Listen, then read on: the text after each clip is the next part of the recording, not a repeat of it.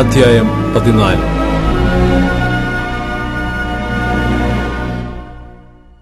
Canaan ദേശത്ത് Israel മക്കൾക്ക് അവകാശമായി ലഭിച്ച ദേശങ്ങളാവിത്.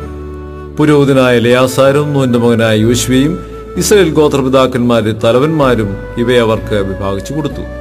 യഹോവ മോശെ മുഖാന്തരം കൽപ്പിച്ചതുപോലെ 9 ഗോത്രങ്ങൾക്കും ചീട്ടിട്ടായിരുന്നു അവകാശം ഭാഗിച്ചു കൊടുത്തത്.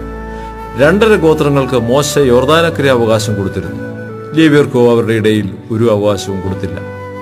യോസേഫിന്റെ മക്കൾ മനശ്ശെ, എഫ്രയീം എന്ന് 2 ഗോത്രമായിരുന്നു. ലേവ്യർക്ക് പാർപ്പാൻ പട്ടണങ്ങളും അവരുടെ കന്നുകാലികൾക്കും മൃഗസമ്പത്തിനും വേണ്ടി പുൽപ്പുറങ്ങളുമല്ലാതെ ദേശത്തിൽ ഓഹരിയൊന്നും കൊടുത്തില്ല. യഹോവ മോശയോട് കൽപ്പിച്ചതുപോലെ തന്നെ ഇസ്രായേൽ മക്കൾ അനുസരിച്ച് ദേശം വിഭാഗിച്ചു. അനന്തരം യഹൂദ മക്കൾ ഗിൽഗാലിൽ യോശുവയുടെ അടുക്കൽ വന്നു. കെനീസ്യനായ യെഫുന്നെയുടെ മകൻ കാലേബ് അവനോട് പറഞ്ഞത്, യഹോവ എന്നെയും നിന്നെയും കുറിച്ച് ദൈവപുരുഷനായ മോശയോട് കാദേശ് ബർന്നേയിൽ വെച്ച് പറഞ്ഞ കാര്യം നീ അറിയുന്നുവല്ലോ. യഹോവയുടെ ദാസനായ മോശ കാദേശ് ബർന്നേയിൽ നിന്ന് ദേശത്തെ ഉറ്റുനോക്കുവാൻ എന്നെ അയച്ചപ്പോൾ എനിക്ക് 40 വയസ്സായിരുന്നു. ഞാൻ വന്നെന്റെ മനോബോധപ്രകാരം അവനോട് മറുപടി പറഞ്ഞു. എന്നോടുകൂടെ പോന്നിരുന്ന സഹോദരന്മാർ ജനത്തിന്റെ ഹൃദയം ഉരുകുമാറാക്കി. ഞാനോ എന്റെ ദൈവമായ യഹോവയോട് പൂർണ്ണമായി പറ്റി നിന്നു.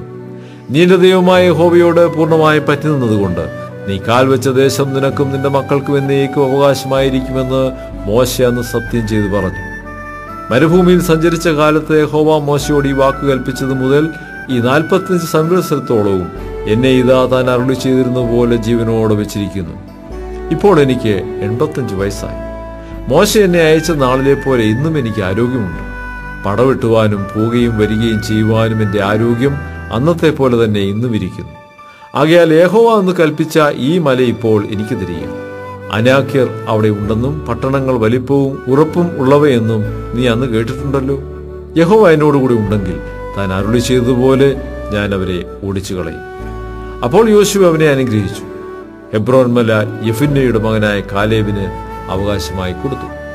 അങ്ങനെ ഹെബ്രോൻ ഇന്നുവരെ കെനിസ്യനായ യെഫുന്നെയുടെ മകൻ കാലേബിന് അവകാശമായിരിക്കുന്നു. അവൻ ഇസ്രായേലിന്റെ ദൈവമായ യഹോവയെ പൂർണ്ണമായി പറ്റി നിന്നതുകൊണ്ട് തന്നെ. ഹെബ്രോന് പണ്ട് കിര്യത്ത് അർബ എന്ന പേരായിരുന്നു.